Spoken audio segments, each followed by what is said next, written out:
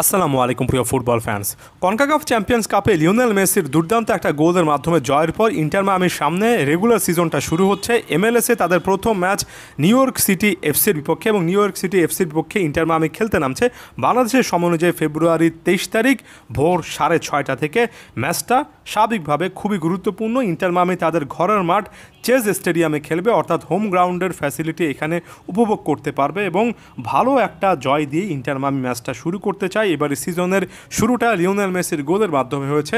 আশা করব major league সকারের শুরুটাতেও Lionel Messi তার সেরা ফর্মটা পাবেন এবং একই সঙ্গে ইন্টার মায়ামির কাছ থেকে একটা ভালো টিম পারফরমেন্স দেখতে পারবেন। খেলা দেখার অপশান হিসেবে বরাবরের মতো আনঅফিসিয়াল প্ল্যাটফর্মগুলোর উপর নির্ভর করতে হবে, সেটার কথা বললাম। এবং এই মুহূর্তে আমি যদি ইন্টার মায়ামি সম্পর্কে একটু আলোচনা করতে চাই, দেখুন সর্বশেষ ম্যাচটা একেবারে লিওনেল মেসি নির্ভর ছিল, যেখানে লিওনেল মেসির একটা ম্যাজিক্যাল মোমেন্ট, অনেকটা হাফ চান্সের মতো তিনি পেয়েছিলেন সার্জিও বুস্কেটসের একটা পাস থেকে এবং সেখান থেকে গোল আদায় করে নিয়েছেন। এবং সব মিলে যে অ্যাডভার্স সিচুয়েশনে যে একেবারে চরম একটা আবহাওয়ায় লিওনেল মেসি বা ইন্টার মায়ামি খেলেছে, সেটা শুধুমাত্র যে ইন্টার মায়ামিকে এফেক্ট করেছে ব্যাপারটা এমন নয়, স্পোর্টিং ক্যান্সাস সিটিকেও কিন্তু আসলে এফেক্ট করেছে। আমরা খুব একটা বেশি আক্রমণাত্মক বা ক্লিয়ার কাট চান্সেস দুটো দলের প্লেয়ারদেরকে আসলে তৈরি করতে দেখিনি। এটার পেছনে আবহাওয়া একটা বড় রকমের কারণ ছিল। পরবর্তী ম্যাচটাতে হয়তোবা এই ফ্যাক্টরটা নাও থাকতে পারে, তাই ইন্টার মায়ামির ডিফেন্সের একটা বড় রকমের পরীক্ষা হচ্ছে। এই ম্যাচে ইন্টার মায়ামির ডিফেন্স লাইন সামলেছেন সেন্টার ব্যাক পজিশনে থমাস অ্যাভিলেস এবং লুহান।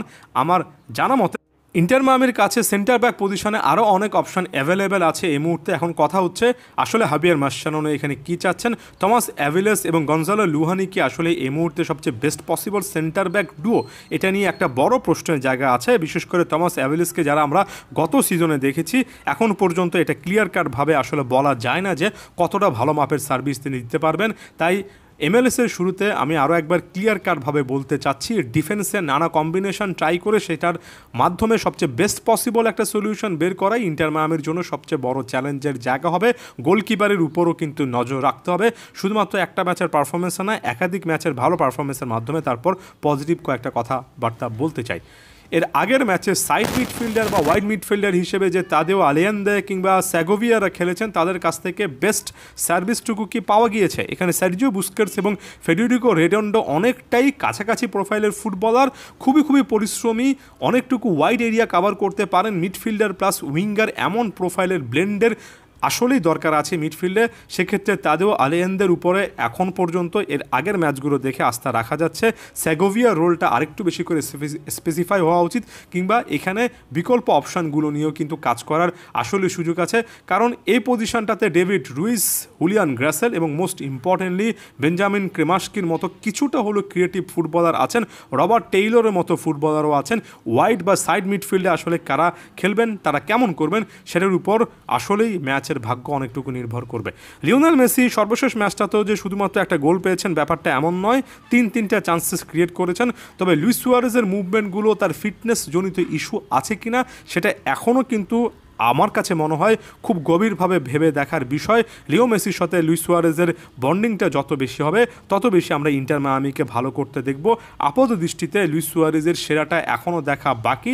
বিকল্প অপশান হিসেবে পিকাল্ট আছেন, বিকল্প অপশান হিসেবে আরও বেশ কয়েকজন আছেন। তবে আমার কাছে মনে হয় ফাইনাল থার্ডের অ্যাক্টিভিটি অনেকটাই মেসি এবং সুয়ারেজ নির্ভর, এবং আরও একবার এই দলটা এই দুজনের উপরে নির্ভর করবে। অন্যদিকে গত সিজন MLS-এর পয়েন্ট টেবিলে ইন্টার মায়ামির সাথে একই কনফারেন্সে ছিল নিউ ইয়র্ক সিটি, এবং সব মিলিয়ে তাদের পয়েন্ট টেবিলের অবস্থান ছিল ষষ্ঠ। খুব একটা বেশি ভালো পারফরমেন্স সে জিনিসটা বলছি না, আবার খুব একটা বেশি খারাপ বলারও সুযোগ নেই। যদিও হেড টু হেড রেজাল্টটা এখন পর্যন্ত দলটা এগিয়ে আছে, তবে হেড টু হেড রেজাল্টটা খুব একটা বেশি আসলে অনেক বড় করে দেখার সুযোগ নেই, কারণ লিওনেল মেসি, লুইস সুয়ারেজা তখন ইন্টার মায়ামিতে ছিলেন না। আগের ম্যাচগুলোর কথা বলছি। এই দলটাতে বেশ কয়েকজন ফুটবলার রয়েছেন, যেমন মিডফিল্ডে সান্তিয়াগো রড্রিগেস, আরও একজন player Maxi Morales, James Sands, final থার্ডে অ্যালোনসো মার্টিনেজ, দুই আর্জেন্টাইন অপশান হুলিয়ান ফার্নান্দেস এবং অগাস্টিন ওজেদা। এদের দিকে নজর রাখতে হবে। ইন্টার মায়ামির ডিফেন্সের আসলে বড় রকমের পরীক্ষা তারা নিজেদের দিনে নিতেই পারে। তবে আরও একবার ওই যে বললাম, লিওনেল মেসির উপর নজর থাকবে। লিও মেসির সাথে মিডফিল্ডে আরেকটু বেটার পারফরমেন্স, ডিফেন্সে এবার একটা স্ট্রাকচার্ড পারফরমেন্স, এগুলোর মাধ্যমে ইন্টার মায়ামির কাছ থেকে আরও ভালো রেজাল্ট আশা করছি। ধন্যবাদ সবাইকে।